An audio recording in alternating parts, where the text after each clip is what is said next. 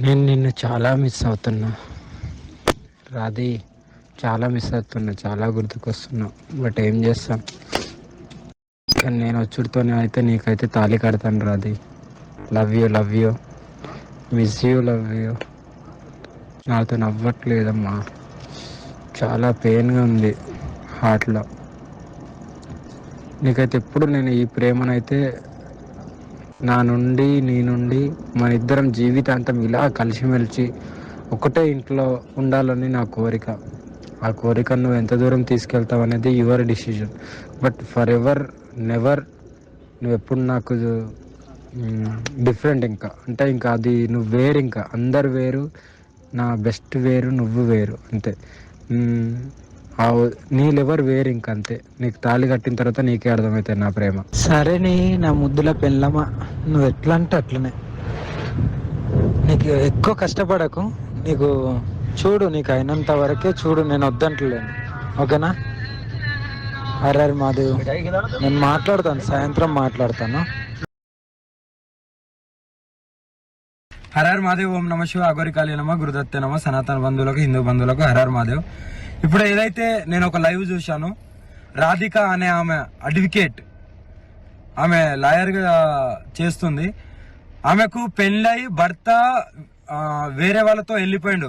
ఆ డిప్రెషన్లో ఉండి, ఓకేనా, ఆ డిప్రెషన్ నుండి నాకు ఫోన్ చేసి, అమ్మ నాకు ఇలా జరిగింది, నన్ను కొద్దిగా కాపాడండి, నాకు కొద్దిగా తోడుండండి, కొద్దిగా నా భవిష్యత్తుని కాపాడండి అని నన్ను అప్రోచ్ అయితే నేను ఆమెకు ఫోన్లలో మాట్లాడడం జరిగింది.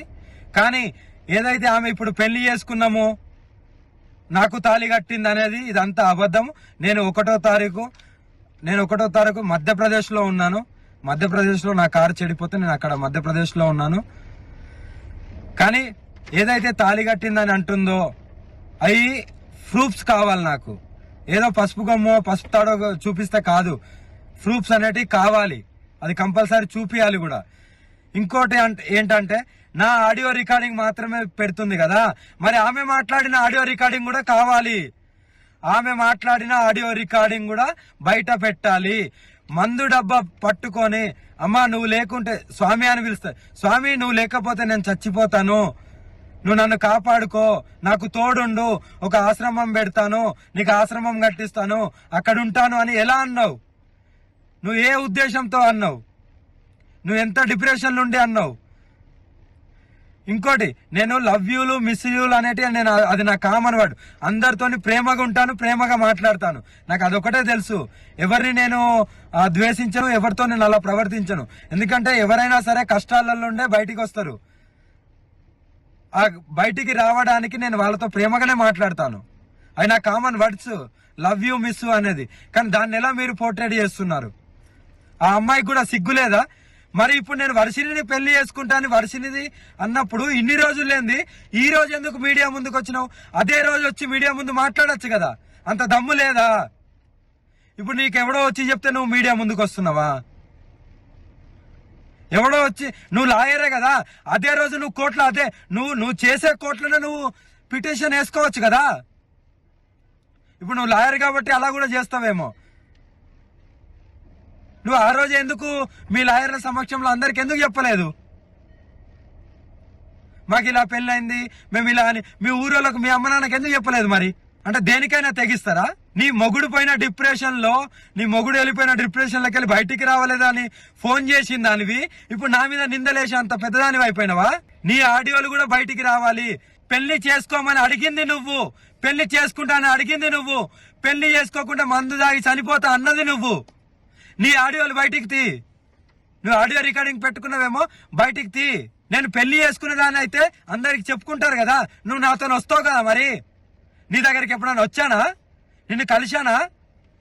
ఆ లాస్ట్ లో ఎప్పుడైతే ఆశ్రమం గురించి నువ్వు అన్నావో, అప్పుడు నీకు డబ్బులు ఇవ్వడానికి వచ్చినప్పుడు, సరే భూమి కొంట అన్నావు కదా, సరే కొను, ఎక్కడొక్కదాలు ఉండొచ్చు అనే ఉద్దేశంతో నీ దగ్గరికి వచ్చినప్పుడు నేను కొన్ని డబ్బులు ఇచ్చా కదా, ఆ డబ్బులు కూడా మళ్ళీ నువ్వు నాకు అకౌంట్లో వేసినావు కదా. ఈ అకౌంట్ కూడా తీసి చూపెట్టు, నేను ఇంతేషా అంతేషా అని చూపెట్టు. మరి అవి కూడా అకౌంట్లో అవి ఎవరిచ్చిళ్ళు ఏంటనేది నీకు తెలియాలి, ప్రజలందరికీ తెలియాలి. నువ్వు ఎవరెవరితో గడుపుతున్నావు, ఎవరెవరి దగ్గరికి వెళ్తున్నావు, అవన్నీ నాకు అనవసరం. కానీ నువ్వు ఇలాంటి నిందలేస్తూ నన్ను పెళ్లి చేసుకో అని నువ్వు అడిగిందానివి. నువ్వు చచ్చిపోతా ఎవ్రీథింగ్ అన్నది నువ్వు.